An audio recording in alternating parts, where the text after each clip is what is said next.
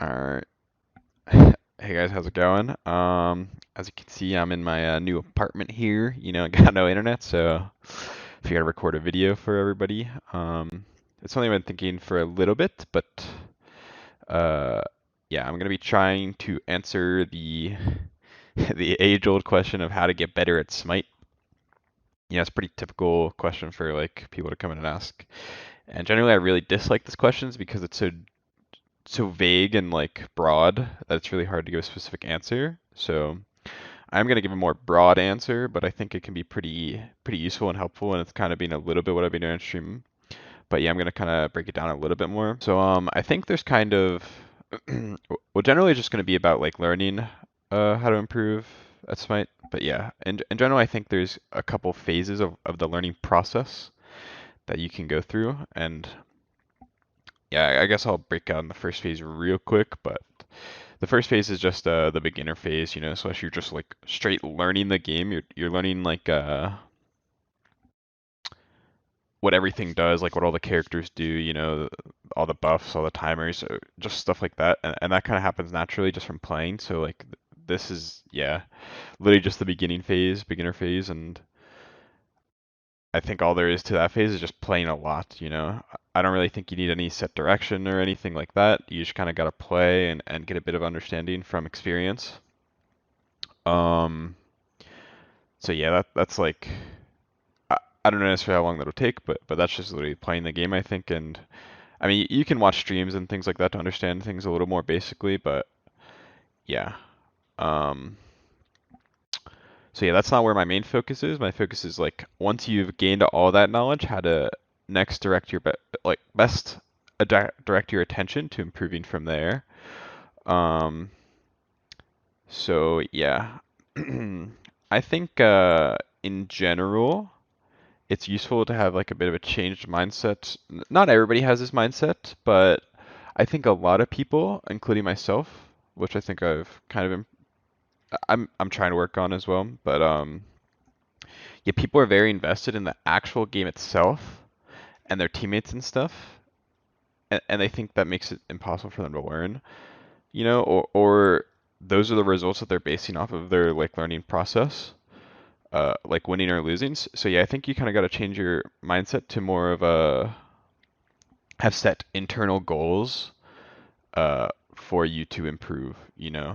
So yeah, be less focused on the outcome of the game and more like the outcome that you're gonna choose. And basically to do that, you kind of gotta like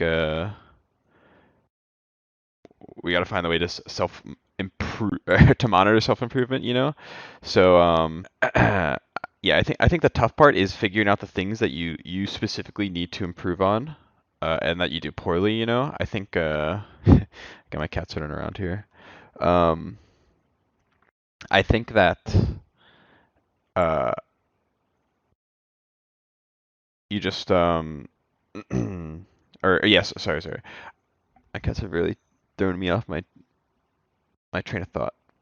Yeah, basically I'm saying without a lot of experience, it can be hard to tell the things that you do good and bad.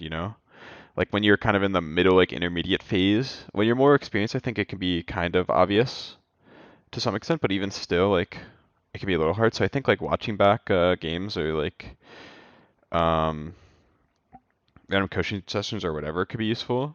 Uh, I'm gonna give some examples of different things you could need improving on for the jungle, and maybe that can give you a little bit of a Kickstarter, to your improvement process. But yeah, so one thing that I've been working on stream is helper syndrome. That's probably a big one in general. In case you don't know what it is, I've gotten questions about it, so I'll explain it. It's just like helping people when it feels really bad, or you feel like it feels bad for you. Like it's not, yeah, it's just not your best play. Like guilty helping kinda. But like an example could be like you could be like out of mana, and basically you provide no value to like a fight, but you kind of just stick around just in case maybe you can do something. But like it's just kind of bad, and a lot of times that like mentality can lead to like chain deaths and stuff like that. So yeah, helper syndrome, over farming, over ganking, builds, advanced understanding of gods, I guess, showing up to timers, capitalizing off of relics being down. Uh, I think playing around best lane matchups. Yes, so that's just kind of a little like list of things I came up with. I'm sure there's a million things you could work on though, like communication, you know. Uh, so yeah, maybe some of those things you could need help on, or there's other things that you can think of. But yeah, I think the first step is to get a list of the things that you need to improve on. I think it could be useful to write them down and like prioritize them, maybe based on like how important it is that you improve on it. You think, you know, my cats are just exploring the apartment, you know, trying to get their way. So, but yeah, yeah, I think it's good to prioritize them, kind of write it down, because I think the big thing also is that focusing on too many things to learn at once is pretty counterproductive a lot of the time, and it doesn't actually lead to you learning that much. I think a lot of times it just creates a lack of focus, and like a lot of times you'll just have oversight of like certain things that you try to improve on, or yeah, you're focused on the even. It's just hard to focus on everything at once, you know. So basically, I would just try to choose one thing before going into each game that you're set on improving upon, and then that's your new frame of reference of like, oh Jesus, my catch jumped really high. But yeah, that's your new frame of reference. Uh, for if you've, dude, my headset turned off. Okay, that's your new frame of reference for if you've done good or bad in a game. You know, it doesn't have to be so harsh where you're like, oh, dude, this game is awful. I like, I'm so mad, you know. But yeah, I think that makes it a lot better because you're less dependent upon your teammates and winning or losing. You know, it really shouldn't be that relevant as long as you're improving. And the more you improve, the more you're gonna win. It just kind of how it happens naturally. Um, so yeah, basically I would try to choose one thing per game, and I think it's even good if it's like time based. You know, I think it's a little more advanced if you can just work on something for the whole game. It's not bad too, but I think I would start with more interval-based learning. So like maybe the first 5 minutes, that's the first 5 minutes that that's the time you're literally always going to be in the game for. Uh, that could be your main like improvement time, you know, for some things. Like it could be first 5 minutes, I don't want to be always on my buff timers, you know. I don't want to miss a single buff timer for a gank or anything. Like maybe that's what you think you struggle with, so that can be your goal. Or it could be maybe you don't gank enough, so in the first 5 minutes you want to have two ganks, uh, or like two times you impacted the map. Maybe it could be an invade, you know, it doesn't have to be a gank. But yeah, random things like that, or not random things. I think time interval based things like that just allow it to be a lot more focused. And then when you're not in that time, you can just try to have fun with the game. You know, you already did like your learning bit, and you can kind of wait until after the game to review it, or you can do it instantly. But past that, just try to have fun. You know, just enjoy the game. And I think it actually, maybe it sounds a little troll to say that, but yeah, I think when your focus is less on the outcome of the game or your teammates, and it's more on that, then you can feel good about your improvements a lot more easily.